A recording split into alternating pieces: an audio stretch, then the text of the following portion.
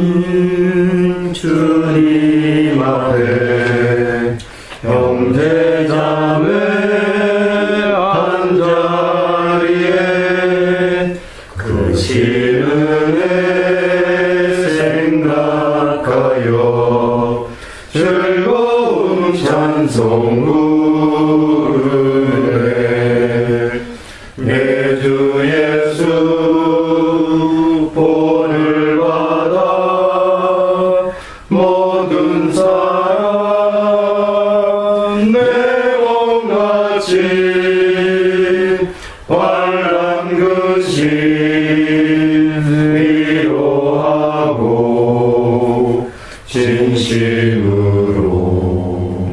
사랑하세. 사랑하는 주님 앞에 온갖 충성 다 바쳐서 괴로우나 즐거우나 주님만 힘써 섬기네. 우리 주님 거룩한 손 제자들의 발을 씻어 남 섬기는 종의 도를 몸소 행해 보이셨네.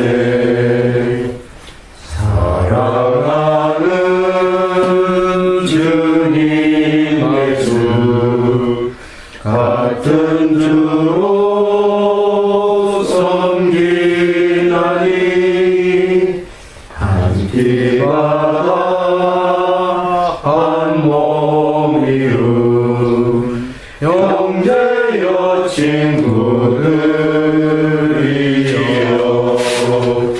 한 몸같이 친밀하고 마음조차 하나네요.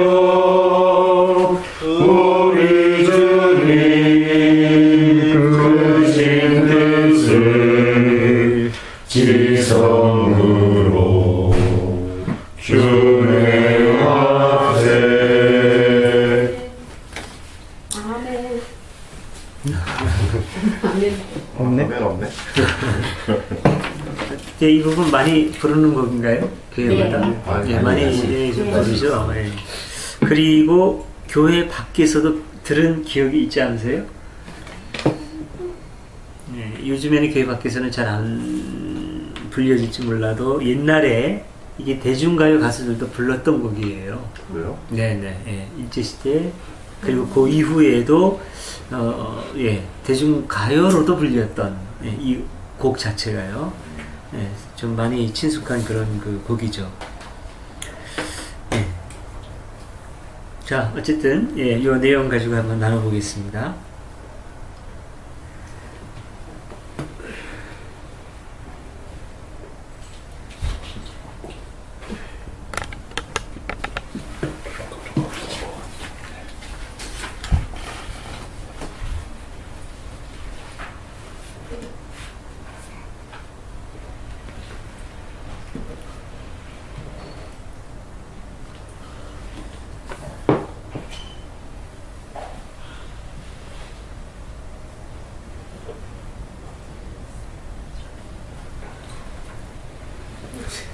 안녕하세요.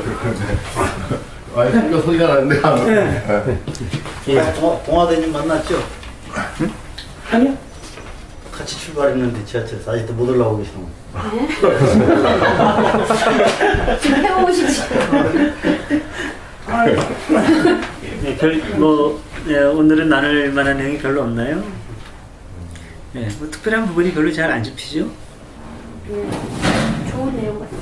네. 받기를 동의합니다. 죄송합니다. 가시면 이랬어요. 우리가 못하는 건 다 써있네요. 못하는 거. 좀 부담되는 부분은 없으세요? 온갖 충성. 전 이제 부담되는 부분들이 좀 이게 예, 그런 부분도 그렇고 모든 사람 내 몸같이 어쨌든 뭐 사랑하세요 이런 부분들을 보면 전 좀 부담스러워요. 사랑하세요 내 몸같이 아휴 이거 어떻게 하나 그런 생각. 그 사랑하라는 말이 저한테는 참 많이 부담스럽게 느껴지는데 그 사랑한다. 근데 사랑한다는 말을 참 쉽게 하는 분들이 보면 많이 있는 것 같아요 요즘에. 글쎄요. 근데 저는 이제 사랑한다는 말을 쓰고 싶을 때는 표현을 살짝 바꿔서 쓸 때가 있어요. 사랑스럽다. 거기 시원하다. 그 사랑스럽다라는 말은 등을 기댈 수가 없잖아. 그 순간의 감정으로도 쓸 수 있는 표현인데 사랑한다라는 말은 상당한 책임감이 따르는 말 같아요. 그래서 쓰기가 좀 예. 닭다리 아, 고기 열었어요. 내 몸같이라는 말은 도저히 못 쓰겠고. 최초에 제가 그 신앙 갖게 된 동기가 그 네. 구원파 성악체 있었거든요. 예. 거기서 이제 성경 공부를 해요. 내 이웃을 내 몸과 같이 사랑하라. 도저히 이거 안 맞아. 이거 할 수가 없는데 어떻게 하느냐 따졌죠. 내 이웃을 내 몸과 같이 어떻게 살아면 안 된다. 근본적으로는 말도 안 되는 아버 보낸 쪽지를 내가 한참 상적인 소리인데 왜 이런 게 들어있느냐. 하지도 못할 것을 내 이웃이 아이고 이런 옆에 이웃이 아니라 예수님이라는 거예요. 이래다 봐봐라 아빠한테 내 이웃이 아니고 예수님은 내 이웃이다. 예수님을 배우같이 다 그렇게 또 둘러다 붙이죠. 그건 쪽에서 그렇게 가르치고 있어요. 구원파 그 사람 개인 아닙니까? 강사가 아니고 아니 그게 아니고 구원파 중에서 그때가 가르치던 강사의 개인은 아니에요? 거기서 너무나도 명확한데 내 이웃을 내 몸같이 사랑하라. 내 이웃이 예수다. 알고 그렇죠. 해석이죠. 뭐 그렇죠. 지금 여기 신천지하고 비슷한 거죠. 그렇죠. 구원파 신천지는 구원파보다 한 수 아래고. 구원 받으셨습니까? 뭐 이렇게 전도하는 데 아니에요. 예, 뭐 큰 무리 없으면 오늘은 좀 일찍 넘어갈까요? 네, 그러겠습니다. 자, 그럼 우리 주님 가르쳐 주시기도 같이 하겠습니다. 하늘에 계신 우리 아버지, 아버지의 이름을 거룩하게 하시며 아버지의 나라가 오게 하시며 아버지의 뜻이 하늘에서와 같이 땅에서도 이루어지게 하소서. 오늘 우리에게 일용할 양식을 주시고 우리가 우리에게 잘못한 사람을 용서하오니 우리 죄를 용서하여 주시고 우리를 시험에 빠지지 않게 하시고 악에서 도와주소서. 나라와 권능과 영광이 영원히 아버지에게로소이다. 아멘. 예, 성수의 연구 44번째 예, 겸손과 용서에 대한 교훈으로 되어 있습니다. 좀 내용이 많죠. 예, 내용이 많고 적음에 따라서 글씨 크기가 달라집니다. 8포인트부터 10포인트까지 왔다 갔다 하는데 저기 돋보기를 가져오셔야 됩니다. 예, 오늘도 그 마르코의 복음서를 먼저 오른쪽으로 읽어가겠습니다. 제가 먼저 읽겠습니다. 그들은 가파르나움에 이르렀다. 예수께서는 집에 들어가시사 제자들에게 길에서 무슨 일로 다투었느냐 하고 물으셨다. 제자들은 길에서 누가 제일 높은 사람이냐 하는 문제로 서로 다투었기 때문에 아무 대답도 하지 못하였다. 예수께서는 자리에 앉아 12제자를 곁으로 부르셨다. 그리고 첫째가 되고자 하는 사람은 꼴찌가 되어 모든 사람을 섬기는 사람이 되어야 한다고 말씀하신 다음 어린이를 하나를 데려다가 그들 앞에 세우시고 그를 안으시며 제자들에게 이렇게 말씀하셨다. 누구든지 내 이름으로 이런 어린이 하나를 받아들이면 곧 나를 받아들이는 것이고 또 나를 받아들이는 사람은 나만을 받아들이는 것이 아니라 곧 나를 보내신 이를 받아들이는 것이다. 요한이 예수께 선생님, 어떤 사람이 선생님의 이름으로 마귀를 쫓아내는 것을 보았는데 그는 우리와 함께 다니는 사람이 아니었습니다. 그래서 그런 일을 못하게 막았습니다 하고 말하였다. 예수께서는 말리지 마라. 내 이름으로 기적을 행한 사람이 그 자리에서 나를 욕하지는 못할 것이다. 우리를 반대하지 않는 사람은 우리를 지지할 사람이다. 나는 분명히 말한다. 아멘. 너희가 그리스도의 사람이라고 하여 너희에게 물 한 잔이라도 주는 사람은 반드시 자기의 상을 받을 것이다. 또 나를 믿는 이 보잘것없는 사람들 가운데 누구 하나라도 죄짓게 하는 사람은 그 목에 연자맷돌을 달고 바다에 던져지는 편이 오히려 나을 것이다. 손이 죄를 짓게 하거든 그 손을 찍어버려라. 두 돈을 가지고 꺼지지 않는 지옥의 불 속에 들어가는 것보다 불구의 몸이 되더라도 영원한 생명에 들어가는 편이 나을 것이다. 발이 죄를 짓게 하거든 그 발을 찍어버려라. 두 발을 가지고 지옥에 던져지는 것보다는 절름발이가 되더라도 영원한 생명에 들어가는 편이 나을 것이다. 또 눈이 죄를 짓게 하거든 그 눈을 빼어버려라. 두 눈을 가지고 지옥에 들어가는 것보다는 애꾸눈이 되더라도 하나님 나라에 들어가는 편이 훨씬 나을 것이다. 지옥에서는 그들을 파먹는 구더기도 죽지 않고 불도 꺼지지 않는다. 누구나 다 불소금에 절여질 것이다. 소금은 좋은 거지. 그러나 소금이 짠맛을 잃으면 무엇으로 다시 그 소금을 짜게 하겠느냐. 너희는 마음에 소금을 간직하고 서로 화목하게 지내라. 네. 와, 대단해. 절인 소금. 아유, 너무 좋다. 너무 확실하지. 자, 마르코복음의 말씀이고요. 이제 이 내용과 연계된 말씀이 마태와 누가에 각각 나오는데요. 그 내용 한 5분 정도, 5분에서 7분 정도 우리가 각자 읽고 그 다음에 나눔의 시간 갖겠습니다.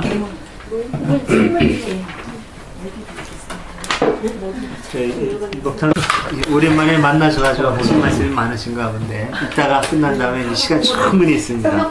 자, 우선 우리 나눔의 시간을 갖도록 하겠습니다. 자, 근데 우선 나눔의 시간 갖기 전에 굉장히 중요한 전제가 있습니다. 오늘 말씀 같은 경우에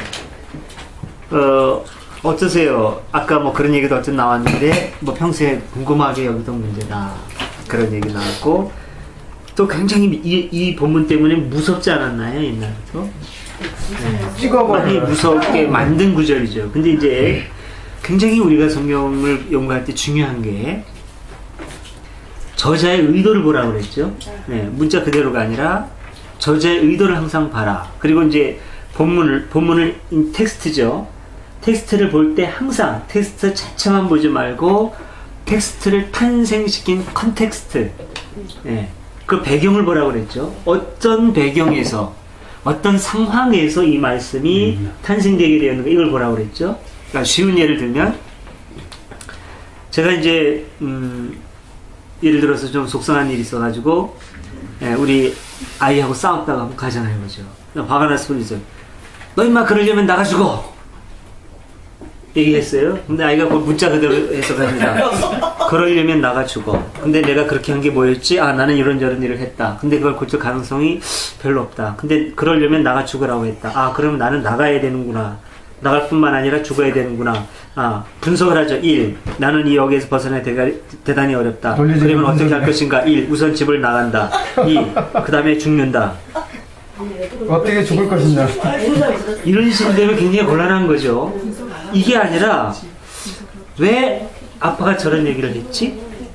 아, 지금 뭔가 나에 대해서 많이 속상해하고 있고 현실의 나에 대해서 그러면 잘못한 걸 고치라고 하는 거는 틀림없는데 아, 정말 나가 죽으라는 게 아니라 네가 그러니까 마음 아프다는 뜻이구나. 그러지 말았으면 좋겠다는 뜻이구나. 본문의 내용하고는 굉장히 다릅니다. 나가 죽어 라는 말을 어떻게든지 적용시킬 수가 없어요. 나가 죽어는 분명히 본문에 있는데 완전히 그와는 다른, 사실은 나가 죽어가 아니라 너는 나가 죽으면 큰일 나라이죠. 나가 죽는 게 아니라 내가 너한테 이런 말을 할 정도로 네가 너의 그 행동이 가슴 아팠어. 그러니 제발 그러지 말고 아빠가 원하는 좋은 아들, 딸로 돌아와줘. 이런 내용인 거죠. 표현된 본문하고는 정반대의 뜻일 수도 있는 거예요. 여기에서 소를 찍어내 버려라. 이거는 뭐 우리 주님의 뜻하고는 너무나 거리가 먼 그런 거죠. 예, 그럼 도대체 왜 이런 얘기를 했을까? 이런 걸 우리가 이제 살펴볼 필요가 있는 겁니다. 자, 우선 여기까지 이제 말씀을 드리고 전혀 이제 엉뚱한 방향으로 가는 걸 방지하기 위해서 말씀을 드렸습니다. 이제 한번 이제 자유롭게 나누는 시간을 갖도록 하죠.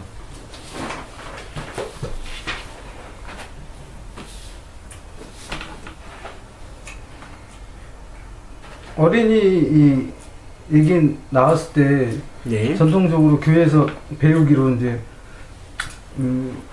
그 당시 2000년 전에 어린이로 보는 게 아니라 네. 요새 어린이를 보고 어린이가 같이 순수하고 맑은 마음을 가져야만 천국에 갈 수 있다. 그렇게 교육을 받았거든요. 네.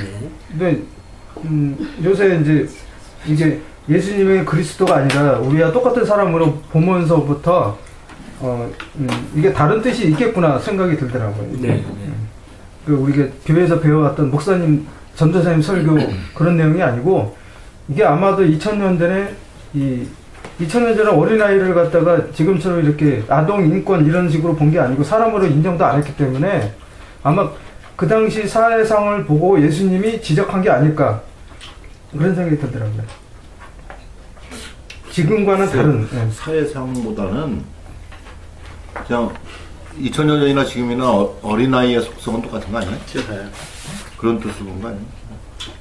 그러니까 이게 저는 이제 거짓 없이 받아들이고 네. 순수하고 네. 네? 거기다 막 잔머리 굴리지 않고 네. 네?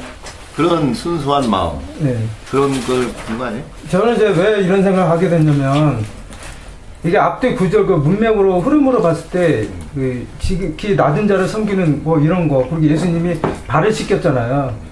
그러니까 어린아이가 그 당시에서는 가장 그 낮은 자고 그 여자들도 이제 사람으로 취급받지도 않았기 때문에 그래서 이제 이 지극히 낮은 자의 그 대표로 어린아이를 설정을 해가지고 그 어린아이를 섬기는 그런 마음에서 하는 것이 내 제자고 그런 게 아닐까. 그러니까 제자들이 이렇게 누가 높으냐 이런 거 가지고 싸웠잖아요. 그러니까 거기서 예수님이 지금까지 계속해서 얘기를 했는데도 불구하고 제자들 그렇게 얘기하니까 실망스러워가지고 여기 가장 낮은 어린아이를 얘기를 하면서 그 당시 인간 취급도 못 받던 순수한 마음이 아니라 이제 그런 생각이 들어간다는 거죠. 이제. 네, 저도 동의해요. 여기에서 말하는 어린이라는 게 제가 그 뭐 신데렐라 그런 책을 읽었는데 그런 것들이 지금 그 그림이라는 사람이 동화를 모을 때 그게 동화가 아니었대요. 그냥 어른들이 듣는 얘기인데 거기를 조금만 고쳐가지고 굉장히 잔인하거든요. 예. 이게 신발이 안 맞으면 막 앞뒤를 다 잘라가지고 피가 철철 흘러넘치고 막 이런 게 나오는데 그래서 그때가 1400년대 그 중세 뭐 그럴 때인데도 애들을 그렇게 무시하고 그냥 재밌는 거 아무거나 읽어라 이런 식으로 애들에 대한 생각이 없었다고 봐요. 그래서 여기는 높냐 낮냐 이런 걸 물어보니까 그런 굉장히 작은 조그만 이런 무시당할 수 있는 그런 게 강조된 거예요. 인권이 없어요. 네. 가능성은 다 있다고 봅니다. 예. 그러니까 상황을 떠나서 어린아이가 갖고 있는 어떤 그 순수성을 강조한 그런 측면도 있을 수 있고, 또 지금 말씀하신 대로 구체적인 그 상황에서 무시당하는 낮은 사람들, 보잘것없는 사람의 위치를 지켜주고 그들을 존중해야 된다라고 하는 그런 표현도 같이 들어가 있을 수 있고, 근데 이제 지금 나온 것처럼 중요한 것은 여기 이제 겸손과 용서에 대한 교훈 이렇게 해놨어요. 그럼 굉장히 보편적이고 일반적인 얘기 같죠, 이게. 그런데 어떤 면에서는 이 제목을 이렇게 정하는 것보다는 공동체의 생활 규칙, 이렇게 정하는 게 더 적절할 수 있어요. 공동체의 생활 규칙. 그렇게 보고 전반을 놓고 보면 훨씬 더 이해하기가 쉬울 수도 있어요. 그래서 저는 그 제목에, 소제목에 대해서 좀 불만인데,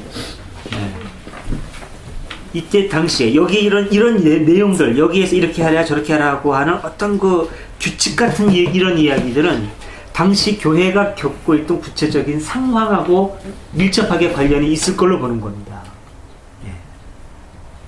오늘날에도 보면 이제 그런 게 있지 않습니까? 우리 공동체가 겪는 여러 가지 갈등의 문제, 인간관계의 어떤 문제라든지, 그 다음에 이제 뭐 사람들이 누가 더 높은 자리를 차지할 거냐 이런 거 있잖아요. 우리 이번에 투표할 때는 뭐 있고 이런 것처럼 어느 공동체나 이런 게 있을 수가 있는데 당시에 예수님의 뜻을 따르고 구현하겠다는 사람들도 사람들의 모임이니까 똑같이 이런 것들이 있을 수 있겠죠. 거기에 대해서 그런 요소들이 공동체의 뜻을 훼손하지 않도록 공동체의 이상을 지켜나가기 위한 어떤 규율들이 필요했을 겁니다. 예. 그게 바로 이렇게 본문에 반영됐을 것으로 생각을 하는 거죠. 그래서 전체 주제를 당시 교회, 초대교회, 1세기 교회라고 그러지 않고 1세기 교회 공동체의 생활 규칙이라고 놓고 보면 훨씬 이해하기가 쉬울 겁니다. 그리고 공동체가 겪는 구체적인 갈등에 대해서 하나하나 사례를 짚어가면서 이런 경우는 이렇게 해라, 저런 경우는 이렇게 해라. 예, 그런 식으로 이제 나오는 게 마태복음에는 굉장히 자세하게 나오는 거죠. 예, 이 원형은 물론 이제 마르코복음일 수 있겠습니다만. 그런 식으로 볼 때 우리를 지지하는 사람도 그런 식으로 포함된다고 봐요. 그러니까 우리랑 그렇죠. 조금 다른데라도 그런 것보다는 비슷한 점이 있으면 같은 편이다. 이제 이런 거를 암시하는. 그렇죠. 예, 그러니까 같은 뜻을 품은 다른 공동체들. 지금 여기 이제 마르코를 기준으로 하면 마르코 이제 공동체가 있는데 그 마르코 공동체의 뜻도 그거죠. 예수 정신과 하나님 나라 구현. 읽어볼 수 있지 않습니까? 그럼 마태도 마찬가지고 누가 더 마찬가지일 겁니다. 그럼 공동체의 어떤 뭐라 그럴까 서로 간에 교리가 있건 없건 다르기는 다른데 여기 있는 표현대로 우리와 함께 다니는 사람이 아닌데 뜻은 같이 품고 있단 말이죠. 큰 뜻은 예수 정신이라고 하는 어떤 하나님의 나라라고 하는 이럴 경우에 이걸 포용할 수 있어야 된다. 좀 다른 길을 가지만 궁극적인 목표가 같을 때 어떤 이런 것들이 이제 여기 반영되어 있을 수 있는 거고요. 그러니까 누가 보고는 건데 앞에도 나오고 뒤에도 또 나와요. 그러니까 굉장히 다툼이 많았다고 봐요. 그러니까 계속 강조하는 의미로. 네. 그리고 이제 마태는 그걸 더 확장시켜서 이런 쪼잔한 데서가 아니라 천국에서 누가 위대하냐 이제 이런 식으로 확장했거든요. 예. 그러니까 이렇게 뭐라 그럴까 사람들이 모여서 어쩔 수 없는 문제인가 봐요. 누가 주된 역할을 하느냐, 이런 거. 어떤 뭐 이권이 있건 없건 간에 그게 뭐 이권이든 뭐 명예 문제든 뭐든 누가 이렇게 주도하느냐, 이런 문제 가지고 갈등은 늘 있게 마련이지요. 역시 뭐 마찬가지 그런 게 있는 거고, 그래서 보면 식탁에 앉은 사람과 심부름하는 사람 중에 어느 편이 더 높으냐. 앉아있는 게 높다. 그러나 나는 심부름하러 왔다. 이렇게. 이게 너무 좋아요. 그게 완전히 결론이죠. 그 부분은. 일단 설거지할 때 누구는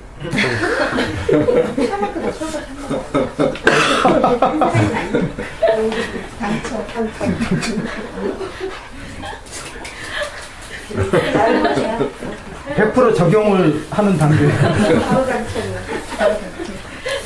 이게 다 있어요. 고린도서에서 사도 바울이 고린도서에 글을 쓸 때도 그렇고 이런 많은 인간관계 문제가 있거든요. 그러니까 요즘 교회에서 일반적으로 교회에서 초대교회로 돌아가자 그러고 초대교회는 마치 어떤 이상형의 세계처럼 말하는데 그렇지 않아요. 사실은 다를 게 하나도 없습니다. 오늘날처럼 막 치고받고 하고 뭐 갈등이 있고 별로 다르지가 않죠. 또 어떻게 보면 이렇게 또 초대교회의 아름다운 모습도 있지 않습니까? 인간의 속성들이 이렇게 잘 나가고 뭐 아름답게 가다가도 또 이제 이렇게 문제가 생기고 또 거기서 조금 정신 차려서 또 가고 그런 것 같아요. 저는 이게 아까 사망까지 말씀하셨지만 형제가 이게 아니고 저기 우리를 지지하는 사람 이게 이제 노선 갈등이 어느 단체나 다 있잖아요. 어느 공동체나. 근데 이제 노선 갈등보다 근본 원인이 이제 입으로 들어가는 것보다 이렇게 나오는 게 더 그렇다고 지난번에 얘기했었잖아요. 그와 같이 이렇게 아무리 노선이 훌륭하고 공동체 이념이 좋다고 하더라도 사람들 안에 그 마음에 있는 게 있잖아요. 시기, 질투 뭐 이런 것들. 이게 뭐 진보가 됐든 뭐 좌파가 됐든 뭐가 됐든 다 있다고 보거든요. 근데 외부에서 봤을 때 아무리 훌륭한 단체라고 하더라도 그런 게 있는 게 있으면 항상 이렇게 분란이 있을 수밖에 없는 거고. 응? 그리고 그 와중에 또 누가 또 이제 높아지려고 하는 게 있으면 이게 두 개가 결합이 되면 완전히 엄청 그 소용들이 휘말리는 그런 생각이 들어요. 그래서 이제 그때 당시 1세기 교회에서도 이런 게 이제 존재했기 때문에 응? 엄청 힘들어가지고 이렇게까지 이렇게 내려온 게 아닌가. 응?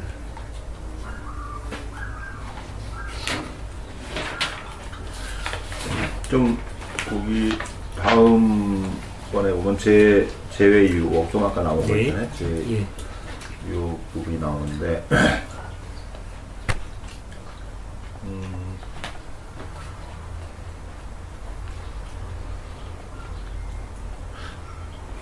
공통점이 죄짓게 하는 거를 다 더 센 죄로 강조한 것 같아요. 그죠. 그러니까 다른 사람을 죄를 짓게 하는 것이고 그런 게 되게 어떤 경우일까요? 다른 사람을 죄를 짓게 한다고 살처하는 건가? 아니 그게 아니. 명진스님 가서 좁혀라. 예를 들어서 그런 경우까지는 아닐 것 같고요. 여기 보면 아주 구체적인 정황에서 그때 당시 교회가 겪은 구체적인 정황에서 나온 말씀이라고 이렇게 제가 말씀드렸지 않습니까?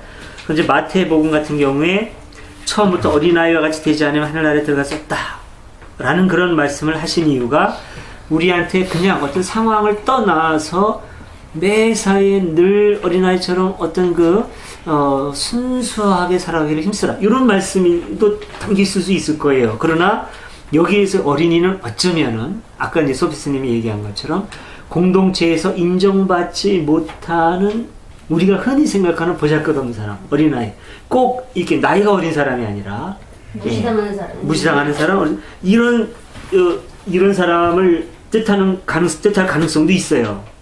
왜냐하면 그 죄의 유혹이라고 하는 부분에 보면 거기에도 그런 비슷한 언급이 나오거든요. 그러나 나를 믿는 이 보잘것없는 사람들 가운데 누구 하나라도 죄짓게 하는 사람 이렇게 나온단 말이죠. 이게 그 앞문장하고 전혀 별개의 문장은 아니에요. 마태에서 쓰여질 때. 근데 이 보잘것없는 사람들이라는 표현이 개역 성경에는 소자라고 나오거든요. 소자 중 하나에게 이렇게 나온단 말입니다. 소자. 어린아이라는 의미일 수 있는 거죠, 그대로. 그러니까 여기에서 어린아이라고 하는 게 그러니까 공동체가 지금 이런 정황에 쌓여있을 수 있는 거죠. 공동체에서 처음에는 안 그랬는데 예수님이 늘 가난한 사람, 어린아이 모습 이렇게 싸매주고 그랬는데 공동체 조직이 만들어지니까 그 중에서 어느 순간에 힘 있는 사람이 생기고 힘 있는 사람만 눈에 띄고 그래서 좀 가난하고 없는 사람, 우리가 흔히 말하는 보잘것없는 사람이 치이는 현상이 일어날 수가 있겠죠. 그래서 그런 사람이 늘 아픔을 겪고 이러는 걸 보고 나서 이래서는 안 되는데 라고 하는 각성에 의해서 이런 말씀이 있을 수 있는 거죠. 그러니까 어떤 사람이 와서 뭘 물어보거나 어떻게 역할을 하려고 해도 안 돼. 여기 아무나 오는 거 아니야. 너 저리 비켜. 이런 식으로 오면은 이 사람을 실족해 하는 게 될 수 있는 거죠. 오히려 아마 이럴 가능성이 저는 크다고 봅니다. 근데 여기에서 중요한 표현이 뭐냐면 보잘것없는 사람들 가운데 누구 하나라도 죄 짓게 하는 사람은 예를 들어서 그렇게 무시하고 그래가지고 이 사람이 이거 별거 없네. 자기도 아무도 아닌 게 이러면서 이 사람이 공동체를 무시하고 이 정신이 훼손하고 그냥 막 산다 말이죠. 예를 들어가지고 그러면 이 사람을 죄짓게 하는 게 될 수 있다는 거죠. 배려하지 않음으로 말미암아서 예수 정신의 중요한 의미인 가난하고 배고픈 자, 눌린 자를 배려하지 않음으로 말미암아서 그 사람을 포용하기는커녕 그 사람을 공동체에 배척하게 하고 하나님을 떠나게 만들고 막 살게 만들면 이거는 죄짓게 하는 게 될 수 있는 거죠. 여기에 대한 어떤 위기의식을 느끼면서 이거를 굉장히 중요하게 보는 겁니다. 공동체가 와해될 수도 있는 근본 뜻이 흔들릴 수도 있는 이게 이제 제 해석입니다. 제가 보는 100% 맞다고 장담할 수는 없어요. 근데 저에게는 이렇게 읽힙니다. 이게 너무 크게 보는 거죠. 이게 공동체의 근간인데 예수 정신의 근간인데 아무리 조직 근사하게 만들어지면 뭐합니까? 그러려면 그런 사람은 연자맷돌을 달고 차라리 바다에 빠지는 게 낫다. 중심 문제가 흔들리니까 연자맷돌은 뭐냐면은 우리가 하는 우리는 요만한 거가 이렇게 갈잖아요. 이거 말고 이때 당시에 옛날 우리가 가끔 이런 이렇게 서양 만화나 이런 데 나오는 사람이 이렇게 짊어지고 큰 맷돌 이렇게 빙글빙글 돌면서 하는 거 있죠. 이거 연자 맷돌입니다. 엄청 큰 맷돌. 이거 목에다 걸고 바다에 들어가는 게 낫다. 이거는 굉장히 중요하다는 거예요. 야, 이게 작은 문제 같지만 우리 사이에 서로 밥 먹으라고, 그리고 점점 교회가 힘이 생겨가지고, 예? 보잘것없는 사람, 연약한 사람 무시하고 오히려 그 사람 막 떠나게 만들고 죄짓게 만들어? 이게 얼마나 큰 문제. 이거 중요한 거다. 이러려면 차라리 바다에 빠져 죽어. 예? 네 손이 그렇게 범죄에 손 잘라버려. 이런 정황에서 나온 얘기. 그러니까 이거를 그런 정황 없이 그대로 무조건 죄를 지으면 손을 잘라버려 이렇게 생각하면은 전혀 엉뚱할 뿐만 아니라 컨텍스트에 대한 이해가 없이 전혀 엉뚱한 뿐만 아니라 우리의 삶에 아무런 도움도 주지 못하는 상태에서 계속해서 이제 정죄감만 심어주는 거죠. 네. 네. 왜 이런 극단적인 말씀이 나왔느냐? 이런 거죠. 네. 어떤 개인의 연약한 심성에 대해서 성서가 가혹하게 그만한 죄도 지으면 안 돼. 너희는 그 모습 완벽해야 돼. 그걸 말하는 게 아니라고 하는 게 여기서도 읽혀집니다. 행간에. 그 어디에 그런 게 나오느냐면은 그 죄의 유혹에서도 세 번째 줄에 보면 이런 표현이 나옵니다. 이 세상에 죄악의 유혹은 있게 마련이지만 남을 죄짓게 하는 사람은 참으로 불행하다. 이렇게 나오죠. 이게 뭐냐면 이 세상에 죄악의 유혹은 늘 있게 마련이다. 어떤 사람이 흔들리고 하는 이런 보편적인 연약성, 이거는 인정해 준다는 거죠.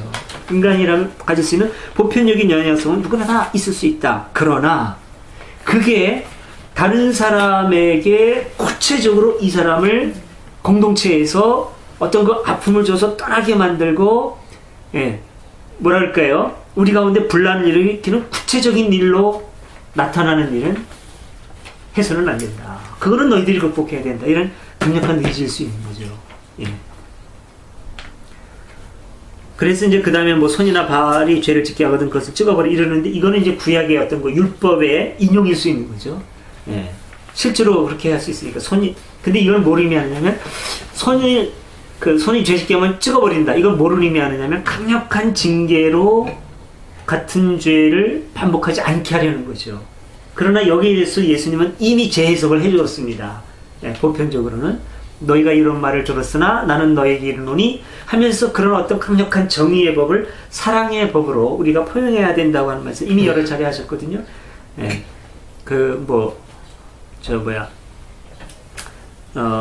누가 뭐 오른뺨을 치거든 왼뺨도 돌려대며 뭐 이런 얘기를 너희가 들었으나 나는 너에게 이르노니 원수를 사라고 이렇게 재해석을 해줬잖아요.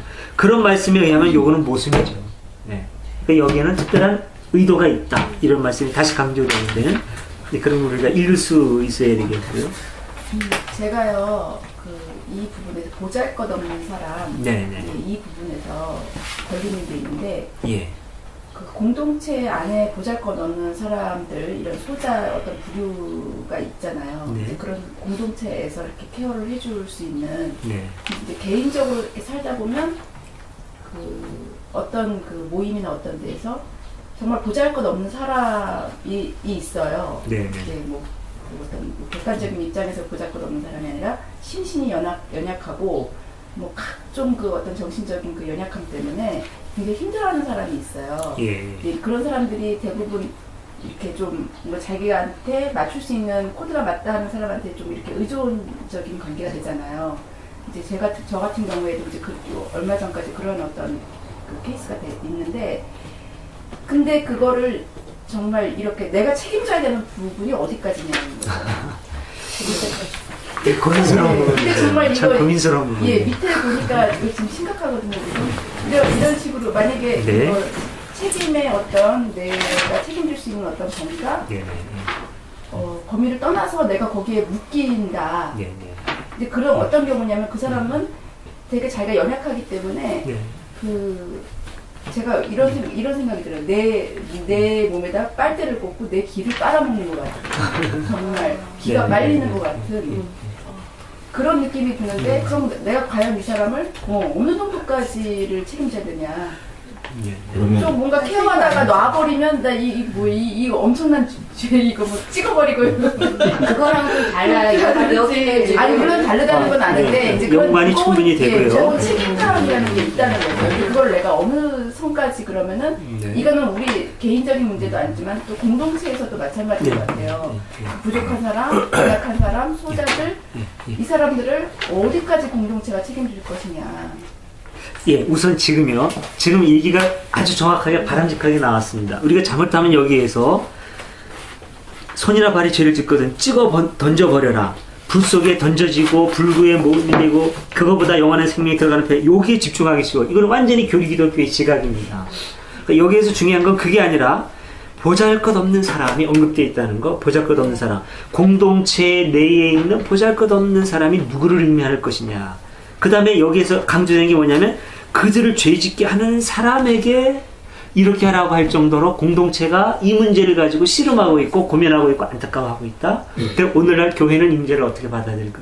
이게 중심이 돼야 되는 거지. 그러니까 지금 이제 그 문제를 제대로 잘 짚어내셨는데 그러면 어떻게 해야 되느냐? 그걸 저한테 물으신다면 저도 굉장히 고민해요. 저도 이 말씀을 읽으면서 굉장히 많이 찔렸어요.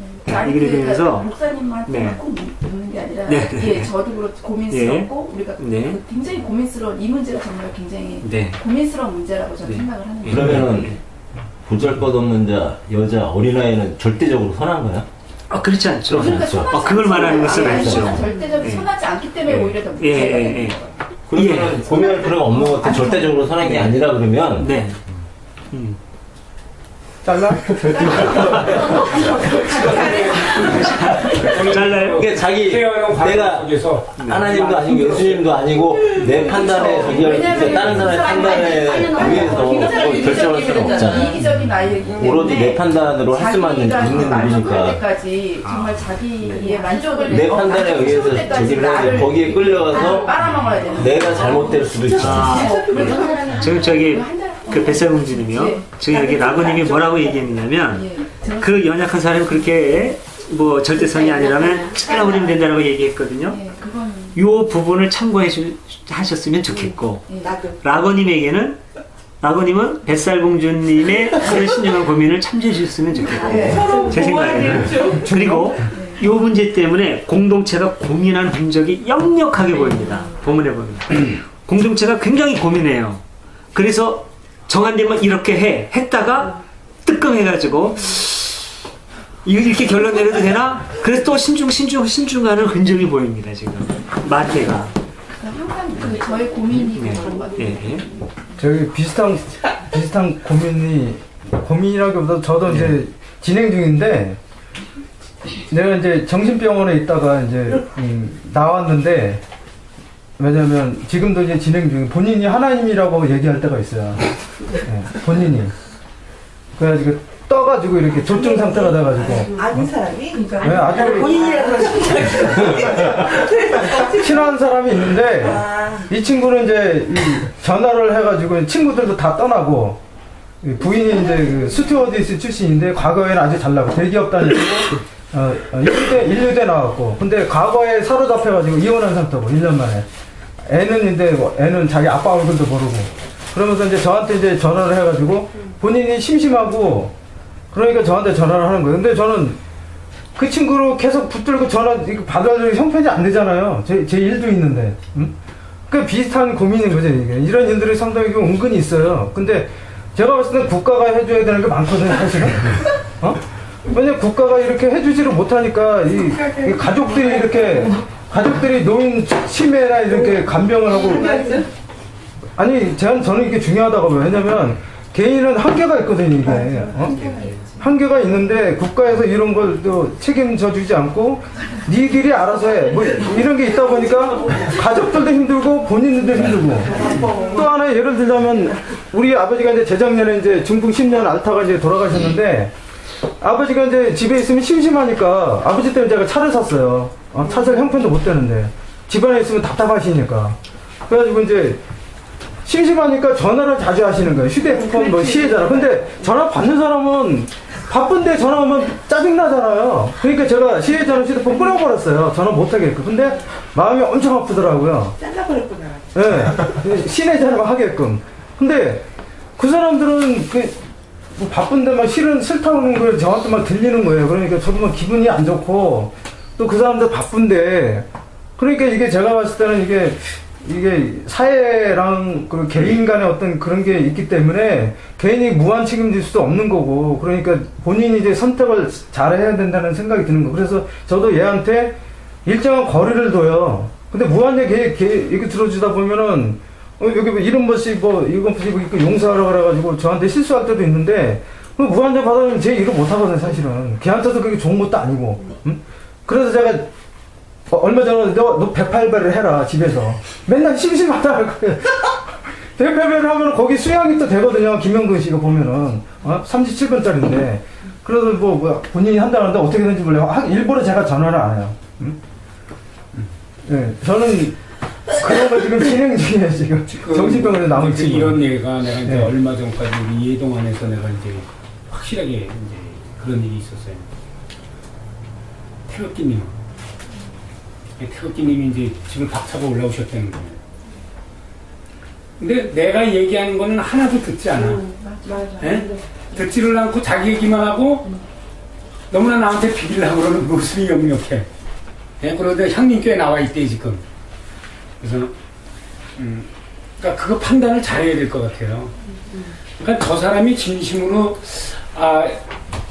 나를 신뢰하고 나한테 뭔가 의뢰하고, 물론 이제 물질적으로도 도움을 조금 원할지는 모르지만, 우선 정신적으로 뭔가를, 도움을 받고 또 소통하기를 원하는가. 그래서 자기의 답답함이 저 사람을 통해서 해결될 수 있는가. 이런 의지가 있는지를 봐야 되는데, 그런 의지가 없이 무조건 이렇게 비비려고 그런다면은 아예 이건 싹둑 잘라버려야죠. 저는 그런 경험이 많아요. 제가 노숙자가 매일 한 300명씩을 이렇게 상대하는데, 어느 사람은 1,000원만 꽂달래도 절대 안 꽂아요. 어느 사람은 10,000원, 20,000원 꽂달래도 꽂주죠. 내가 못 받으시면 잡아도 꽂아요. 원래 거기 이렇게 꽂으면 안 와요. 근데 이제 꽂아요. 계속 성공하고 있어요, 꽂은 사람한테. 근데 어느 사람한테는 1,000원도 안 돼요. 그건 버릇만 키워주는 거거든요. 그 판단은 본인이 하셔야 돼.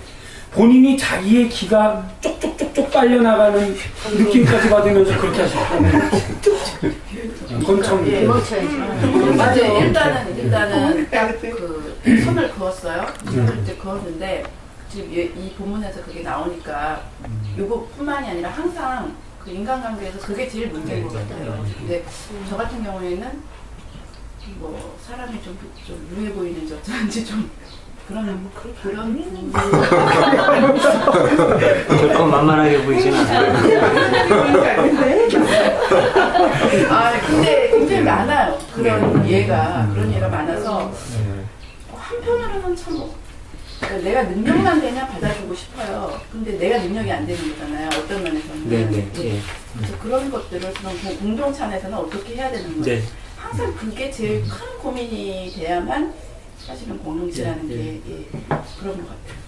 그러니까 공동체가 받아줄 역량이 된다면 최대한 품어주는 게 좋겠죠. 근데 역량이 안 돼서 그걸 품어가지고 오히려 공동체가 와야 될 수 있다고 하면은 아프더라도 정리할 필요도 있다고 보고, 개인적으로도 그래요. 저도 그런 문제 때문에 고민을 참 많이 했는데, 제 자신을 돌아보면 제가 무한히 그런 이제 의지하고 싶어하는 이웃들이라든지 이제 주변 사람들을 품어줄 그릇이 되느냐, 냉철히 생각해보면 안 될 때가 많거든요.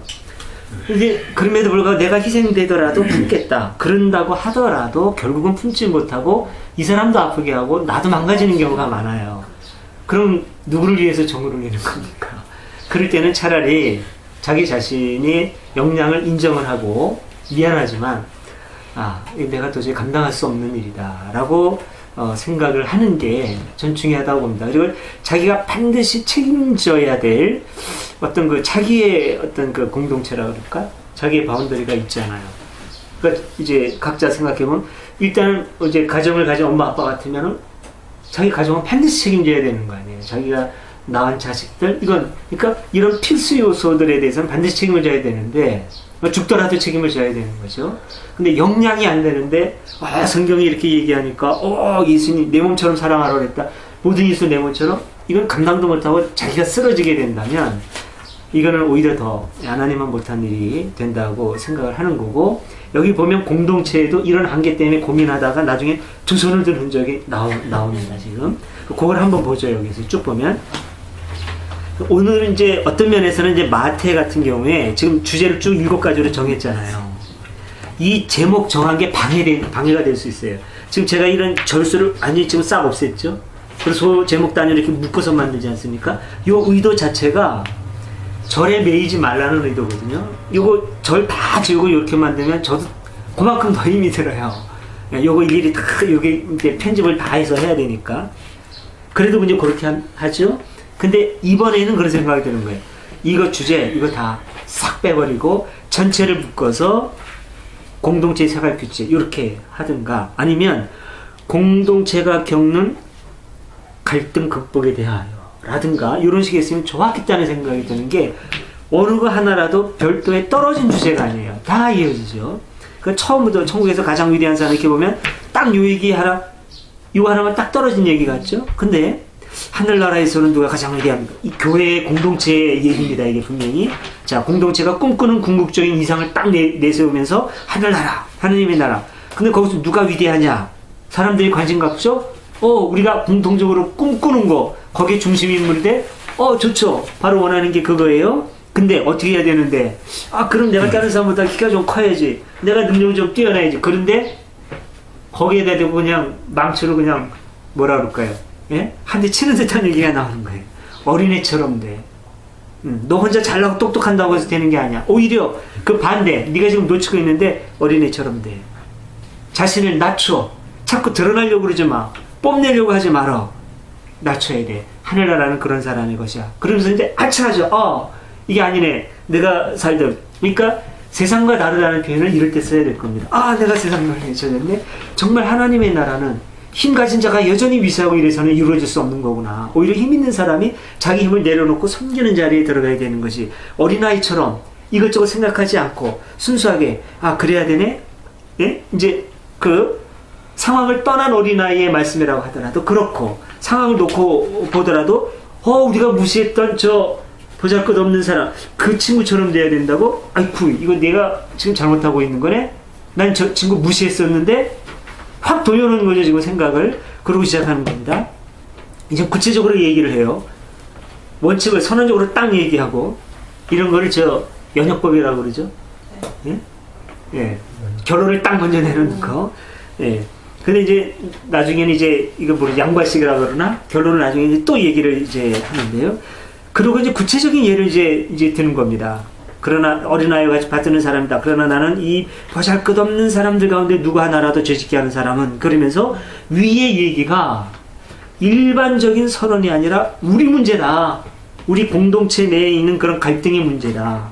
라고 하는 거를 지금 이제 말하고 있는 거죠. 예. 죄짓게 하는 사람.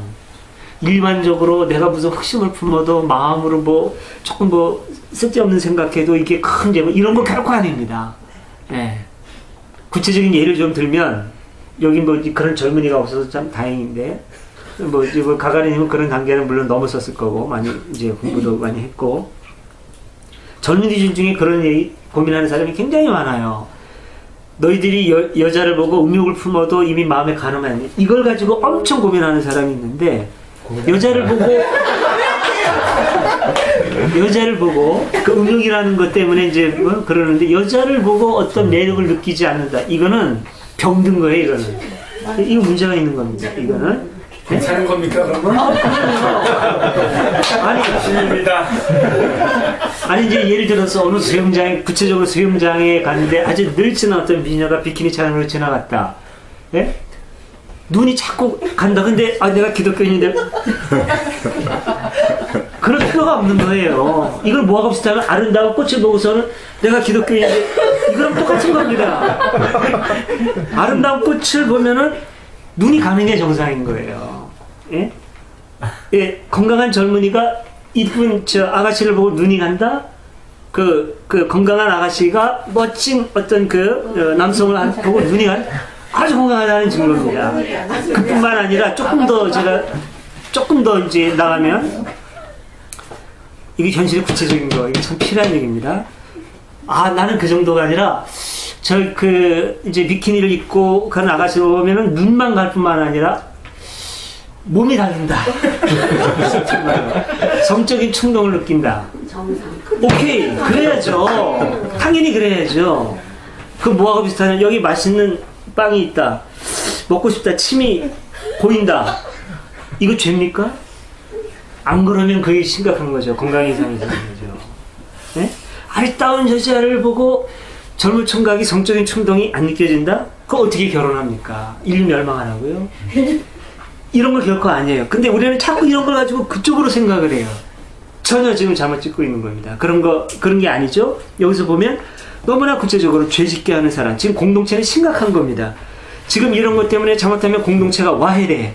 예. 이 어린 별보는 사람 무시하고 막, 그러니까 이게 참 그런 겁니다. 이런 게. 그러니까 이제 예를 들면 어떤 목사가 설교를 하는데 그 여인을 보고 음욕을 품는 자마다 가늠한 거다라고 설교하면서 어떤 그런 이제 건강한 어떤 본능 때문에 건강한 젊은이에게 그거 죄 짓는 거야. 그 사람이 바로 이겁니다. 죄 짓게 하는 사람이에요. 보잘것없는 사람들의 누가 하나를 그 사람입니다. 예? 아니 건강한 젊은이한테 어떤 자기가 잘못 본 것 때문에 그 사람 죄 짓게 만드는 거 아니에요. 예? 이게 얼마나 우리가 성경을 거꾸로 볼 수 있는가를 이제 봐야 되는 이런 거죠. 이런 구체적인. 네. 그러니까 성경 말씀에 보면은 사실 이걸 짚고 보면은 교인들은 하나도 해당되지 않는데 흔히 말하는 목사들은 죄다 걸리는 게 있어요. 그러니까 예수님이 하시는 말씀이 너희는 회칠한 무덤이고 종교 지도자들한테 바리새인들한테 계속 공격하는 게 그런 거죠. 니들이 거룩하다고 하고 가난하고 힘없는 저 사람을 죄인이라고 하는데 웃기지 마라. 저 사람 다 귀한 하나님의 딸아들이고 네가 언급하는 죄인 바로 너희들. 이러니까 이게 안 맞는 거죠. 예수 저 죽일 놈이 되는 거죠. 그러니까 바리새인들이 볼 때는 자 이렇게 되는 겁니다. 너희 이렇게 하려면 차라리 연자맷돌을 주고 이거는 예수가 바리새인들한테 하던 건데 지금 교회 공동체가 지금 다시 각오를 하고 하는 거죠. 네, 각오를 하고. 그럼 이렇게 강한 표현을 하는 사람은 누구예요? 약자가 아니죠. 소자가 아닙니다. 여기서 교회가 이제 마태 공동체에서 엄격하게 경고하는 사람은 이렇게 소자들 가운데 죄짓게 하는 사람, 권위의식 내세우고 이래가지고 여기서 가능성 있는 사람이 누굴까요? 용임하고 제가 1차적으로 늘 이제 그런 거죠. 어떤 공동체에서나 그러니까 그런 이게 바로 그거예요. 첫째가 되고자 하는 자는 꼴째가 되라.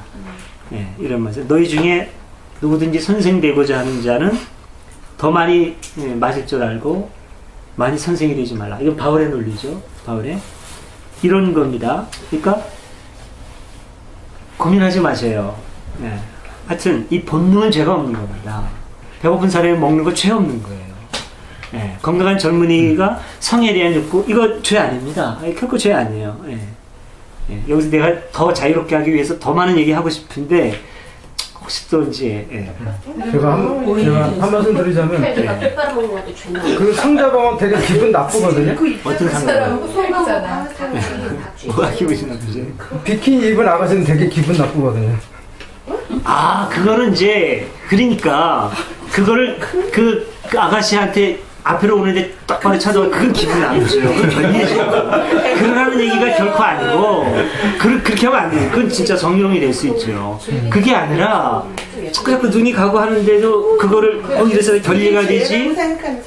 예. 그러면서도 결례하지 않기 위해 애쓰는데도 그것 때문에 어쩔 줄 모르고 얼굴도 험당무가 되고 그런 모습을 본다면 그는 그 여자들도 기분 나쁘지는 않을 겁니다. 그 정도 되면 소피님, 가가린 같은 분이 아가씨 이렇게 쳐다보면 그 아가씨가 아니 그러니까 제가 그 말씀을 야 소피님이 쳐다보면 마음에 들면 괜찮은데 지금 그 말씀을 드려요. 자기 마음에 들면 괜찮은데 20대라도 마음에 안 드는 애가 또 많거든요. 재수없어 이렇게 나온다는 게. 그러니까 제가 한마디만 더 하면 저기 젊은 친구들한테 고민하면 가르쳐 주세요. 그러면 예를 들어서 이제 어떤 젊은이들이 이 남자나 여자나 똑같습니다. 그러니까 사람이 사회를 만든 것 자체가 죄예요. 예. 동물들에겐 그런 게 없습니다. 동물들은 이 성장기가 되면은 자연스럽게 교미도 하고 그러죠. 예. 이거 자연의 흐름이죠. 인간은 그걸 역행해요. 예. 10대 중반만 되면 다 큽니다. 성인이에요. 그러면은 남녀가 암소는 이제 짐승이고 남녀가 어울려서 예? 이제 자식을 생산하고 이게 당연한 겁니다. 근데 이걸 사회가 이걸 못하게 막아요. 그러면 본능은 있는데 다 컸는데 이걸 막으면 어떻게 됩니까?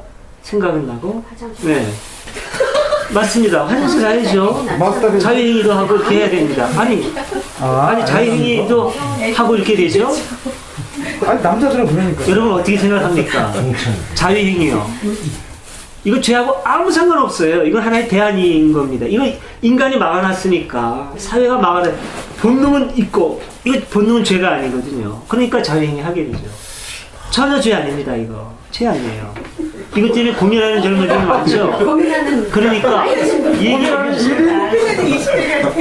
이것 때문에 더 이상 고민할. 이거는 물이 흐르는 것처럼 자연스러운 겁니다. 신체적인 거죠. 근데 교회에서는 그게 죄라고.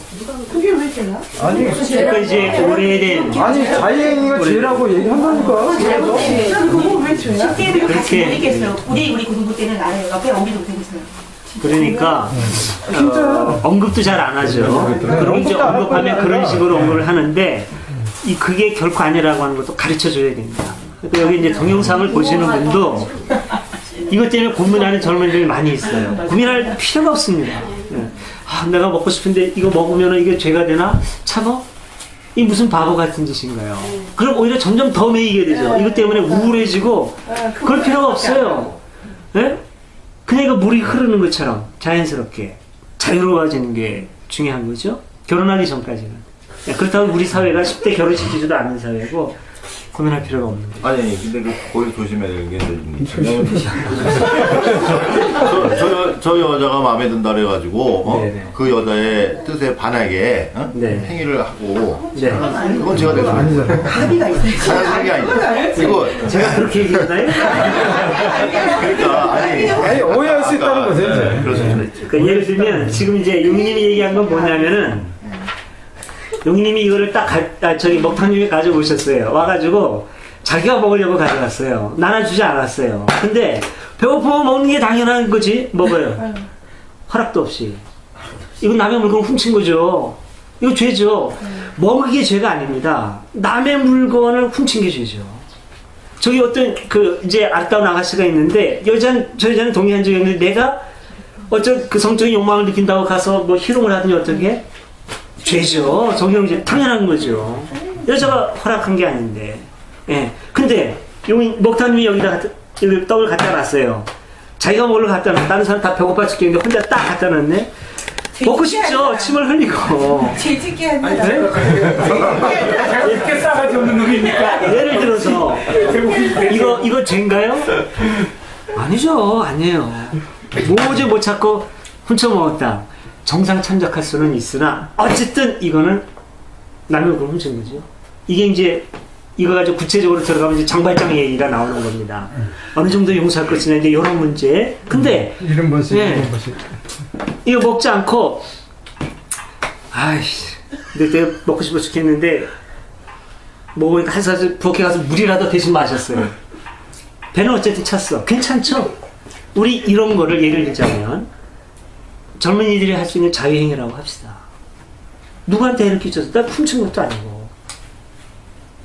제가 굉장히 구체적인 예를 드는 겁니다. 지금 어떻게 보면 언급하기 좀 거북한 문제일 수도 있어요. 근데 사실은 거북한 것도 아니에요. 거북하다는 것 자체가 벌써 우리가 지금 우리 사회에 세뇌된 거예요. 네.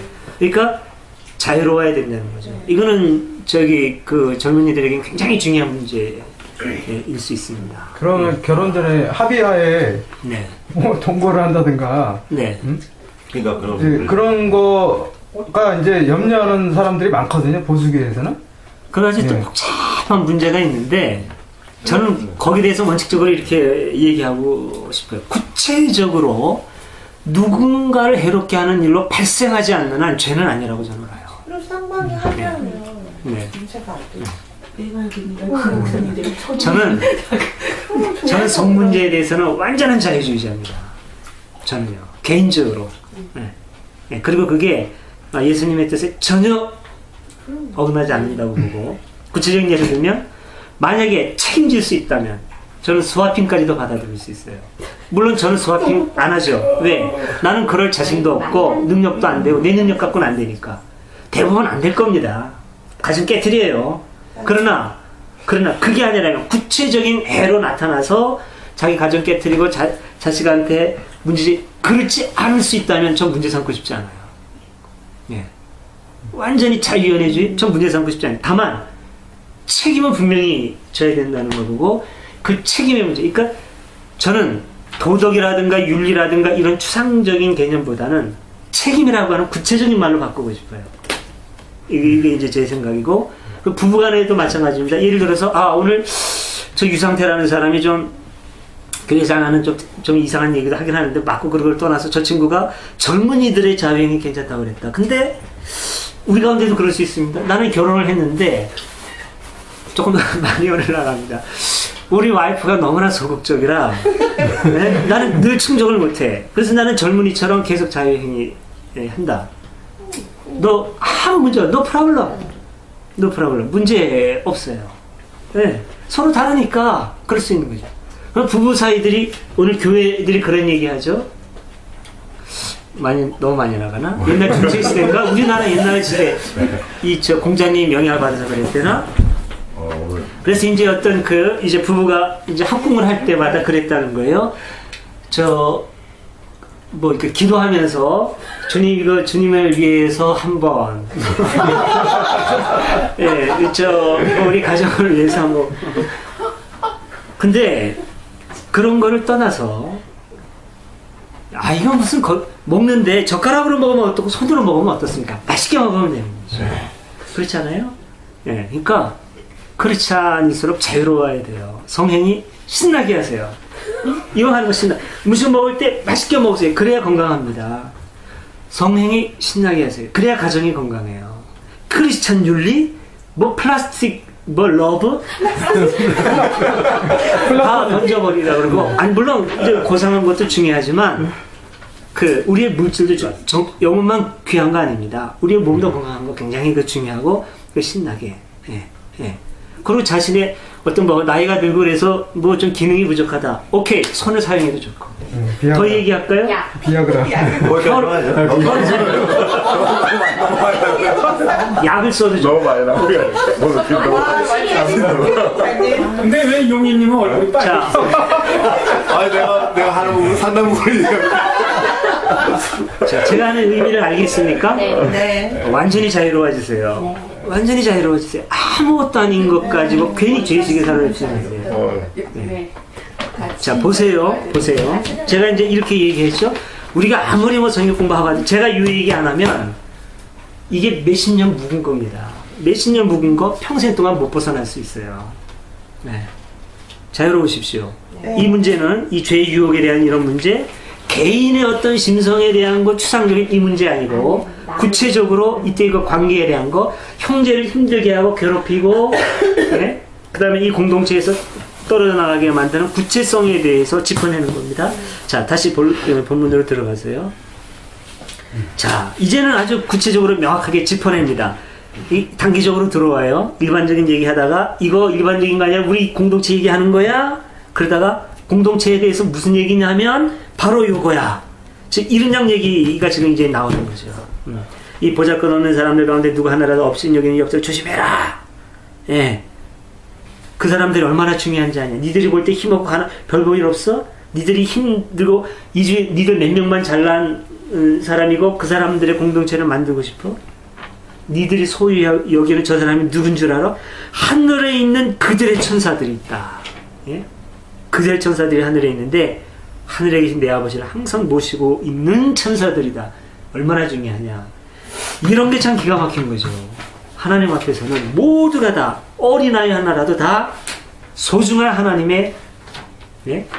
딸아들이다. 크고 작고 귀하고 천하고 그런 거 없어. 네, 이런 거 선언이 되는 거죠. 그러면서 이제 짚어냅니다. 이거 참 그 다음부터 문제가 되는데 일단 우리가 도울 얘기도 요즘 막 듣고 있는데 그거 떠나서 본문의 충실을 봅시다. 어떤 사람에게 양 100마리가 있는데 그 중에 한 마리가 길을 잃었다고 하자. 길을 잃은 경우의 문제죠. 길을 잃은 경우에 그 사람은 99마리를 산에 그대로 둔 채 그 길 잃은 양을 찾아 나서지 않겠느냐. 이거 잘못하면 99마리는 방치하고 한 마리를 찾아간다는 것처럼 들릴 수 있습니다. 근데 보세요. 양이 길을 잃는 건 어떤 게 길을 잃느냐면 산에서 풀을 뜯고 있는 한 길을 잃은 게 아니에요. 그 산에서 떠날 때 문제가 되는 거죠. 양은 산에서 풀을 뜯습니다. 그 산 넓은 주위에 셰퍼드들이 있고 개가 있고, 개 중에 셰퍼드 있죠. 원래 목자라는 말입니다. 그게 네. 개들이 딱 지키고 있고 그 다음에 이제 또 이제 목자가 있어요. 산에서 풀을 뜯고 있는 한 그게 바로 우리에 있는 거예요. 안전한 겁니다. 근데 누군가가 그 산을 떠나서 사람이 다니는 길로 갔거나 다른 길로 갔어요. 이거는 죽는 거예요, 그대로. 양은 혼자 못 찾아옵니다. 네. 혼자 찾아오, 개처럼 내서 이런 게 없어요. 돌봐주지 않으면 그냥 죽는 거죠. 그러니까 그 한 마리 양을 찾아 떠나는 거죠. 방치가 아니라 99마리는 안전하게 있으니까 한 거죠. 찾아 나선단 말이죠. 그때 양을 찾게 되면 길을 잃지 않은 99마리 양보다 오히려 한 마리 양 때문에 더 기뻐할 것이다. 이거는 99과 하나를 그냥 수치적으로 비교하는 거하고는 다르죠. 안전하게 있는 그보다 위험에 처한 하나. 이건 부모가 자식 100명이 있는데 그 중에 하나 잃어버렸어요. 한 명 찾아 하나 잃어버린 알을 찾기 위해서 정신없이 그냥 이 길로 저 길로만 헤매고 돌아다니죠. 똑같은 거예요, 그거랑. 그랬을 때 그걸 이제 데리고 찾으러 간다 말이죠. 그겁니다, 바로. 그 한 마리 양 때문에 더 기뻐할 것이다. 그리고 찾게 되면 이 보잘것없는 사람 가운데 하나라도 이제 하늘의 사업이 망하지 않죠. 자, 이제 분명해졌죠. 너희들이 지금 힘자랑하고 뭐 어쩌고 저쩌고 하면서 우리 공동체 내에서 누군가를 아프게 해? 그게 얼마나 하나님 앞에서 큰 문제인지 너희 한번 돌아봐. 이런 얘기가 딱 되는 거죠. 자, 근데 이제 구체적으로 원칙은 그렇게 얘기했는데 문제가 있어요. 그러면 누군가가 그런 일이 있는데, 예를 들어서 어떤 잘못한 일도 있고 아니면은 그냥 막 속도하고 아까 말씀하신 대로 정말 나한테 빨대를 꽂고 길을 빨아내는 것처럼 그렇게 힘들게 하고 막 이런단 말이죠. 어떤 잘못한 일이 있어요. 그럼 어떻게 하냐? 이제 구체적인 지침을 내려줍니다. 그런 일이 있고 좀 힘들면 둘이 만나서 살려줘라. 이게 지금 잘못된 일이 있거든이라고 얘기했지만 일일이 다 얘기할 수 없어서 그렇지 여러 경우가 있을 겁니다. 구체적으로 잘못한 경우. 딱 부러지게 잘못했다고 말할 수는 없는데 내가 볼 때 잘못인 경우 있을 수 있겠죠? 잘못이 아니라 잘못이라고 말할 수 없지만 어쨌든 관계 때문에 힘든 경우, 뭐 여러 경우가 있을 겁니다. 우리 공적도 있습니다.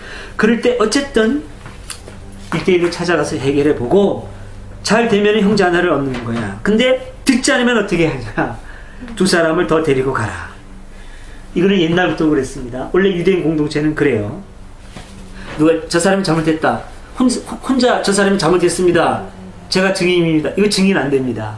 두 사람 이상이어야 돼요. 제가 그러는 거 다른 사람도 봤습니다. 너 진짜 봤냐? 예, 저도 봤습니다. 두 사람 증인? 그럼 오케이. 이렇게 했어요. 두 사람이 짜고 거짓말하고 할 수 없는 거죠. 이게 당하는 거예요. 근데 어쨌든 두 사람 이상이어야 증거는 성립이 됩니다. 자, 그래서 두 사람이나 세 사람의 증언을 들어서 확정해라. 한 말씀대로 모든 사실을 밝혀라. 근데 그래도 안 되려면 어떻게 하냐? 그때 교회 알려라. 교회 말조차 듣지 않으면 어떻게 하느냐? 이방인이나 세리처럼 여겨라. 교회가 손드는 거죠. 그런 경우도 있다. 그때는 할 수 없다. 이방인이나 세리처럼 여기라는 건 뭐냐면 쫓아내고 버리라는 얘기죠. 요거는 앞에 있는 얘기랑 다르죠. 원칙상 다릅니다. 근데 이건 뭘 의미하느냐면 교회에 한계를 내는 거라고 볼 수밖에 없어요. 꿈과 현실은 다를 수 있다는 거죠. 꿈을 이루어야 되는데 꿈이라고 하는 것은 상당히 미래적인 거죠. 아직 이루어지지 않았기 때문에 꿈이잖아요. 그거는 이루어야 되지만 현실이 그걸 담아내지 못하는 경우가 있죠. 이런 고민이 지금 교회에 반영이 되는 겁니다. 지금. 제가 영국의 공동체, 기독교 공동체 갔다 왔는데 거기서 공장에서 일을 하는데 그 붙여놓은 게 이제 이 말씀을 적어놨어요. 그러면서 스트레이트 토킹이라고 그래가지고 영어로 그렇게 했더라고요. 직접 말하기 그래가지고 다른 사람한테 얘기하지 말고 너를 불편하게 해서 직접 찾아가서 솔직하게 얘기를 하라고. 거기 그 모토예요. 거기는 항상 직접 말하라. 그래가지고 세계 그 무슨 그 공동체 중에서 그래도 역사가 오래된 편이고 가장 큰 공동체에 들어가는데 거기에 유지가 되는 것을 자기네들은 직접 말하게 있다고 그렇게 얘기를 하더라고요. 항상 직접 말하기. 다른 사람한테 얘기하지 말고. 왜냐면 왜곡이 될 수 있으니까. 네네. 그러면서 이제 그때 무슨 일이 있었냐면은 제가 전해 들었는데 우울증 환자인데 그러니까 여기 말대로 이제 한계를 느껴가지고 하우스 공동체라고 그래가지고 이제 뭐 가정을 하우스 공동체라고 그래요. 보통 제가 있던 때도 한 230명 정도 이렇게 같이 사는데 그 런던인가 이게 다른 데다가 쫓아난 거죠. 이게 어떻게 보면 한계를 느껴가지고 거기는 그렇게 하더라고요. 공동체. 예, 뭐 참고로 하시고요. 우리 이제 시간이 많지 않으니까 다시 한번 쭉 이어보죠. 이거 굉장히 중요합니다. 이거. 예, 오늘 기점으로 해서 이제 이 문구가 갖는 이 문구의 공포로부터 우리가 완전히 벗어날 수 있는 계기가 되기를 바랍니다. 자, 여기 이제 교회의 말조차 듣지 않거든 그를 이방인이라 세계처럼 여겨라. 이게 어떤 그 소자의 문제가 아니라 한두 사람이 때로는 공동체를 흔들 정도로 위험을 줄 수도 있어요. 그럴 때는 완전히 내쳐라 라고 할 정도로 공동체를 지키고자 하는 강한 의지가 있는 거죠, 지금 여기에. 자, 그러면서 이제 그 다음에 나옵니다. 나는 분명히 말한다. 너희가 무엇이든지 땅에서 매면 하늘에도 매여 있을 것이며 땅에서 풀면 하늘에도 풀려 있을 것이다. 이거는 공동체가 자기 자신에 대해서 갖고 있는 자신감이기도 하고 의지이기도 해요. 우리가 여기에서 하나님의 이름으로 주님의 이름 무엇을 이렇게 하고 있지 않느냐. 예, 이거 바로 우리 하나님의 일이다. 우리 교회가 하나님의 일이다. 공동체를 흔들지 마라. 이런 논릴 수 있는 거예요. 그 다음에 내 이름으로 모이고 내가 다시 말한다. 지금 강조하고 있죠. 내가 다시 말한다. 너희 중에 두세 사람이 이 세상에 마음을 모아 구하면 하늘에 계신 내 아버지께서 무엇이 다 들어주실 것이다. 두세 사람이라도 내 이름으로 모인 곳에 나도 함께 있기 때문에 지금 급하니까 제가 빨리빨리 하는데, 자, 여기에서 공동체를 지키고자 하는 강한 의지는 있는데 지금 내가 다시 말한다 하면서 말을 막 반복하고 있는 게 지금 뭔가 지금 이렇게 정리하면서도 차라리 그를 이방인이나 세린처럼 여겨라 라고 딱 끝냈으면 명확하지 않고 지금 뭔가 자꾸 변명하는 것처럼 들리지 않나요? 이런 흔들림이 지금 있는 것 같습니다. 자, 여기서 끝내려고 하니까 좀 찜찜하죠. 이게 이래봬도 우리가 공동체인데 예수 이름으로 넓은 포용성과 용서를 말하는 건데 세리처럼 이방인이나 세리처럼 여기라 딱 끝내. 그렇죠. 그러니까 그런데 우리가 할 수 있는 한 품을 수 있는 데까지는 품어야지 라는 생각을 지금 갖고 있는 것 같아요. 이분의 그런 흐름이. 그러니까 지금 7번씩 7번이라도 용서라고 하는 그 얘기가 나오는 게 아닌가 생각이 되는 겁니다. 자, 이제 베드로가 와서 얘기합니다. 주님, 제 형제가 저에게 잘못을 저지르면 몇 번이나 용서해 줘야 되겠습니까? 7번이면 되겠습니까? 7번이라는 말은 완전수라고 그랬죠. 7번이면 거의 완전하게, 한두 번이 아니라 7번까지 용서하면 사람들이 이렇게 생각할 수 있을 겁니다. 근데 여기에 대해서 예수는 7번이 아니라 70번씩이라도 용서할 수 있으면 많이 용서해야 돼. 정말 공동체가 와야 되는 정도가 아니라면 많이 용서해야지. 예수님께서 우리가 보여주신 게 이건데 라고 하는 공동체의 고민이 역력하게 지금 들어가 있는 거라고 지금 제 눈에는 읽혀집니다. 네. 징계와 용서 사이에서 고민하는 공동체. 그러면서 결론적으로 무자비한 종의 비유를 이제 얘기하는 거죠.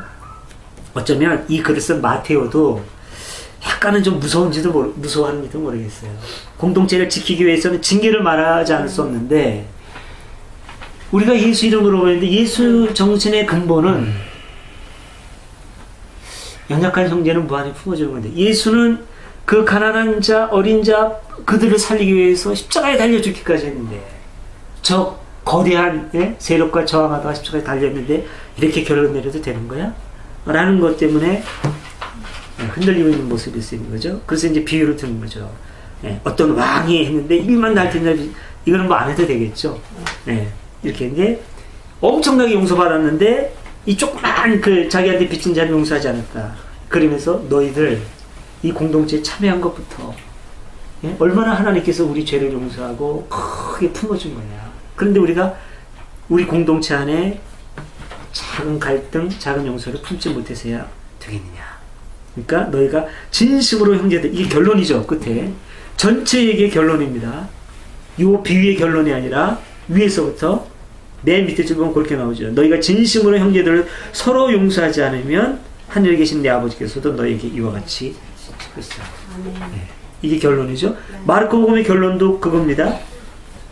죄 유익 보면 이제 소금 불 얘기 나오죠. 막 뭐 지옥 얘기 나오고 불 얘기는 이제 그런 거 겁내지 말고 불이 자꾸 나올 때마다 불의 중요한 의미는 그겁니다. 불은 태우는 거잖아요.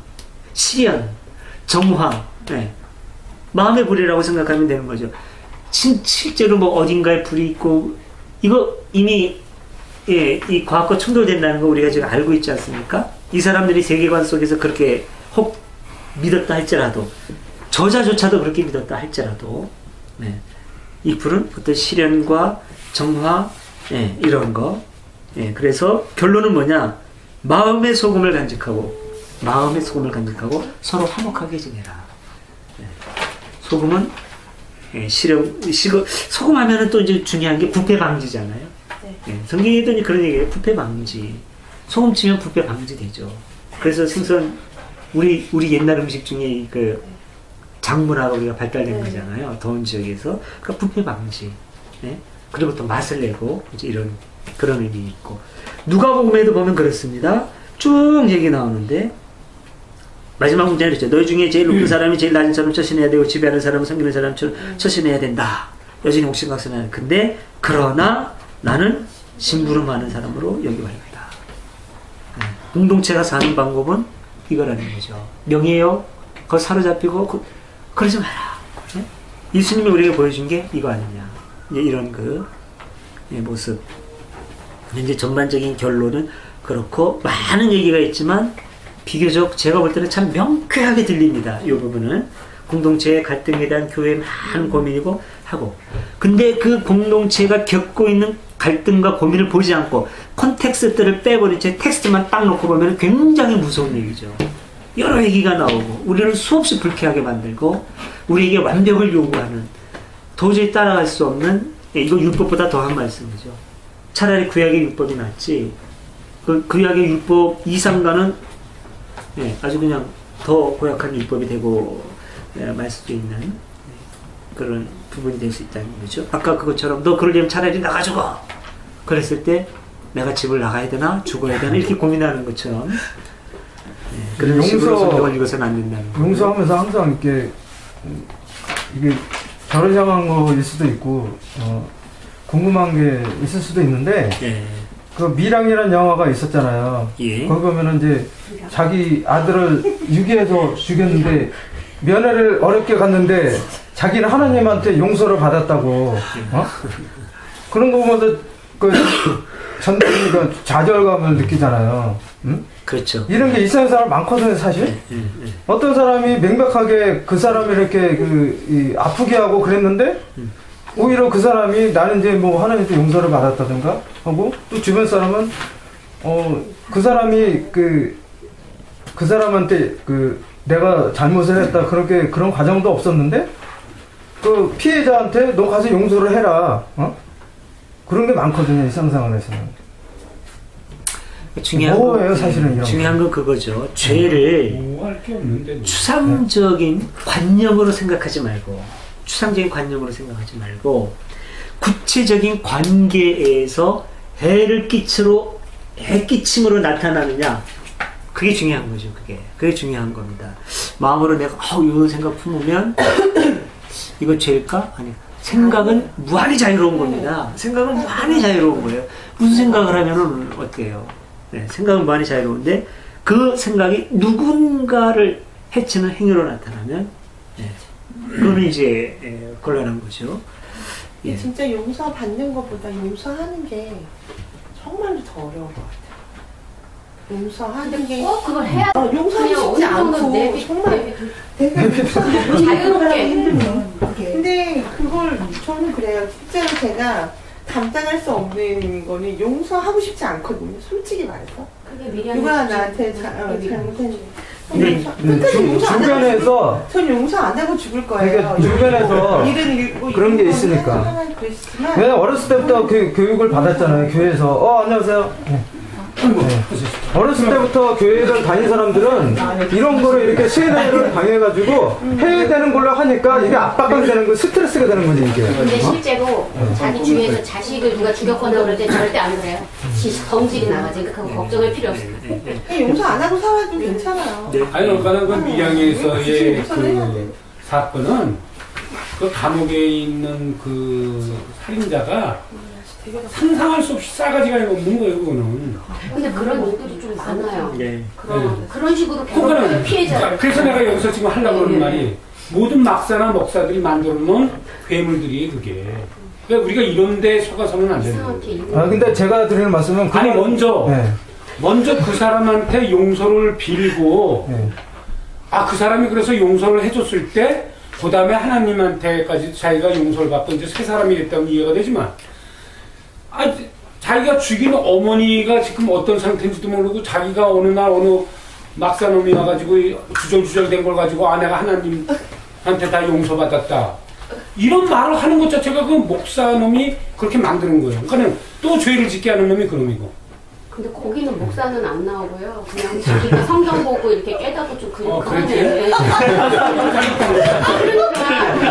그게 어떤 문제냐면 그런 식으로 제가 드리는 말씀은 그 이창동 감독은 그 극단적인 예를 들어서 그렇게 얘기를 한 건데 제가 이제 그 말씀드리는 거는 그게 극단적인 건데 일상생활에 있을 때 경종을 떠나서 그런 게 비일비재하다는 걸 말씀드리는 거예요. 그러니까 작은 상처든 큰 상처든 이게 어떤 사람이 이렇게 마음을 아프게 했으면은 내가 이제 그 사람들 이렇게 사과를 하던가 이렇게 이게 어떻게 보면 상식적인 건데 이런 게 아니고 그게 역전이 돼가지고 너는 나를 용서를 해줘야지 이런 적반하장인 게 많다는 걸 제가 말씀을 드리는 거예요. 맞아. 일종의 발을 밟고서 내 발이 아픈데 죄송합니다 이렇게 했는데 나는 진짜 에이씨 이렇게 나오는데 그게 죄가 아닌데 내가 용서를 구했는데 너는 왜 용서 안 해주냐 이런 게 되게 비일비재해요. 그걸 제가 말씀드리는 거예요. 이창도 감독도 그걸 메시지로 그거를 개신교가 좀 잘못되게 비틀어서 그러니까 그게 이제 왜냐면 5.18 강제항쟁 때 살인을 저질러 놓고 죄인한테 면죄부를 그거랑 똑같은 거거든요.